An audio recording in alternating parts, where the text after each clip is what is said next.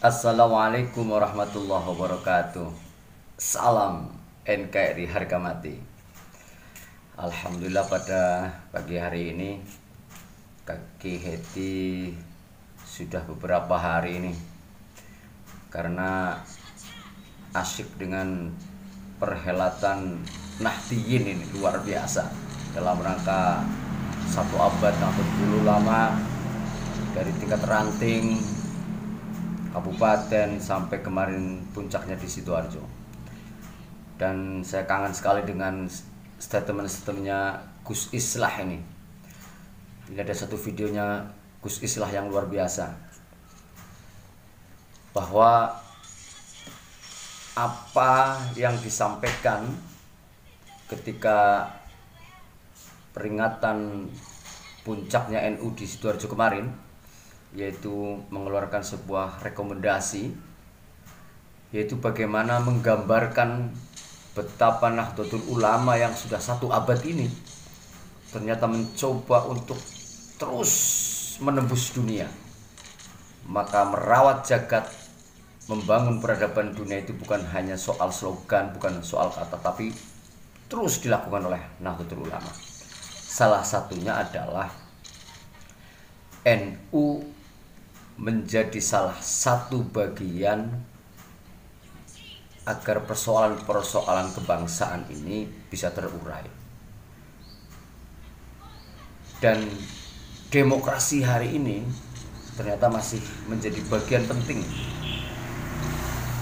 Nanti akan diurai oleh Gus Islah itu, bahwa atas nama demokrasi ini akhirnya tidak ada seseorang pun yang membunuh atau melarang kebebasan pemikiran atau tindakan orang lain. Yang mampu melarang adalah bagian dari kesepakatan-kesepakatan.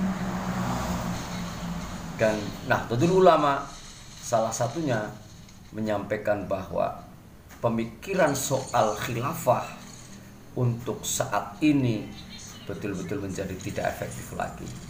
Harus mampu membuat satu kesepakatan baru, sebagaimana Indonesia adalah menggunakan negara kesatuan Republik Indonesia. Saya ingin membuktikan bahwa khilafah itu bukan buatan Tuhan, itu buatan bangsa Romawi. Namanya Respublika Romana, yang kemudian di Islam dikenal dengan sistem syuro. Sistem al-mamlakah itu buatan bangsa Romawi juga, yang sudah dikenal sebelumnya dengan nama monarki absolutu. Dan kemudian ahlul halli wal aqdi yang dipakai oleh Bani Abbasiyah itu sudah dibuat oleh bangsa Romawi juga, namanya Concilium Plebis. Lalu kemudian oleh Hizbut Tahrir hari ini dikatakan ini buatan Tuhan, ini wajib. Persoalan yang paling mendasar yang dilakukan Hizbut Tahrir adalah ruang-ruang politik dianggap sebagai akidah, padahal ini fikih. Dan yang menganggap politik itu adalah akidah hanya kelompok Khawarij.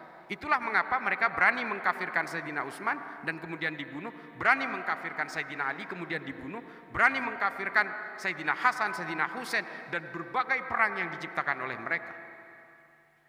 Ketika politik dianggap sebagai akidah, maka yang terjadi adalah kekerasan, peperangan, saling membunuh satu sama lain tanpa peduli batas-batas keimanan sekalipun. Kelompok-kelompok teror yang ada di dunia hari ini, termasuk kelompok-kelompok teror yang ada di Indonesia hari ini, tahu mereka kita ini Islam semua, tapi kan Islam kita berbeda dengan mereka. Inilah kemudian yang menjadi perhatian dari kita, bahwa ketika kita sudah diracuni oleh mimpi-mimpi politik, kita sudah diracuni oleh politisasi agama, yang terjadi apa? Kita saling mengkafirkan dan bermusuhan satu sama lain, meskipun keimanan dan agamanya sama, tafsirnya sama.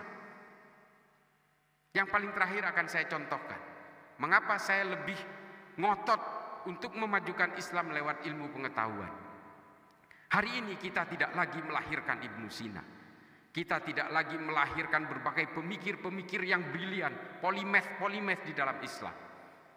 Tabrizi tidak kita lahirkan, Imam Ghazali tidak kita lahirkan, Ihya Ulumuddin kita tidak lahirkan lagi, Al-Mustadrak ala Sahihain tidak kita lahirkan lagi, Al-Mujalasah wa Jahirul Ilmi, Al-Muqaddimah, Al-Ibar tidak kita lahirkan lagi. Yang kita lahirkan hari ini adalah Abu Bakar Ba'asir, Osama bin Laden, Ayman al-Zawahiri, Abu Bakar al-Baghdadi, Oman Abdurrahman, Fauzan al-Ansori. Itu yang kita lahirkan hari ini, yang hanya sanggup menjadi ideolog-ideolog kekerasan, hakimiyah dan takfir kepada orang lain. Kita tidak lagi melahirkan berbagai pemikir-pemikir yang lebih memikirkan tentang bagaimana peradaban manusia tidak keluar dari maqasidus syariah. Tidak lagi. Yang kita pikirkan hari ini adalah bagaimana cara menguasai Indonesia, lalu seluruh orang Indonesia bisa kita kendalikan menjadi homogen semua. Ini adalah efek dari politisasi agama. Kita lalai dengan ilmu pengetahuan sehingga apa? Kita masih sibuk dengan debat-debat soal fikih recehan. Elon Musk sudah mikirin soal Mars. Saya kemarin sempat bercanda ke Gus Yahya ketika acara 1 abad NU. Gus, ini kalau macet seperti ini kayaknya 1 abad berikutnya ulang tahun NU itu bukan di Sidoarjo tapi di Mars, supaya nggak macet. Dan Yelal Waton itu ganti aja dengan Yelal Mars.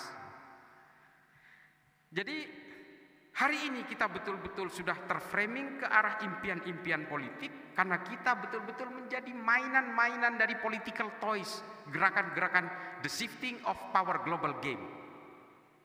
Kita betul-betul jadi mainan. Kalau kita perhatikan bagaimana Al-Qaeda lahir, bagaimana ISIS lahir, bagaimana gerakan-gerakan Commonwealth di berbagai negara di dunia, bagaimana kemudian KKB bisa mendapatkan tempat diakomodasi, Beni Wenda ada di Inggris, bagaimana kemudian Hizbut Tahrir ada di London, markas besarnya, Ahmadiyah ada di London. Ini kan seharusnya menjadi pertanyaan bagi kita, siapa yang bermain di belakang ini? Tapi kita tidak pernah sadar. Dan mengapa kita mudah sekali dibuat mainan oleh berbagai kepentingan global? Karena kita terlalu bodoh. Karena kita masih bisa dibuai dan bisa dihipnotis dengan mimpi-mimpi politik tadi. Andai kita bertumpu kepada ilmu pengetahuan seperti pada zaman abad pertengahan awal dulu, lain ceritanya. Kita justru bisa menjadi trajektori dunia. Dan kemudian Islam kembali kepada daya tariknya. Karena dengan ilmu pengetahuan, Islam kemudian betul-betul bertumpu kepada kemanusiaan dan kedamaian sesuai dengan fitrah lahirnya. Tidak mungkin agama ini diciptakan oleh Allah untuk supaya kita saling membenci satu sama lain. Sangat tidak mungkin. Setiap agama diturunkan Tuhan pasti supaya menertibkan manusia dan supaya manusia bisa menjunjung tinggi kedamaian. Betapa pedulinya Allah terhadap kedamaian di antara semua manusia, sehingga diturunkan nabi baru, agama baru, kitab suci baru. Demikian genealoginya secara terus-menerus. Ketika manusia lalai dalam kemanusiaan dan kedamaian, lalu kemudian Tuhan menurunkan agama baru, nabi baru, dan kitab suci baru. Demikian seterusnya hingga ke Nabi Muhammad dengan Al-Quran. Kalau kemudian kita merasa berislam hari ini, tapi kemudian kita masih gelisah oleh keimanan orang lain, kita masih membenci orang lain karena berbeda, berarti kita sudah melenceng dari fitrah kelahiran agama itu sendiri. Dan inilah tafsir yang menyimpang itu. Islamnya benar, sudah benar sesuai fitrah lahirnya. Tafsirnya yang dibuat menyimpang dan menipu kita semua hari ini.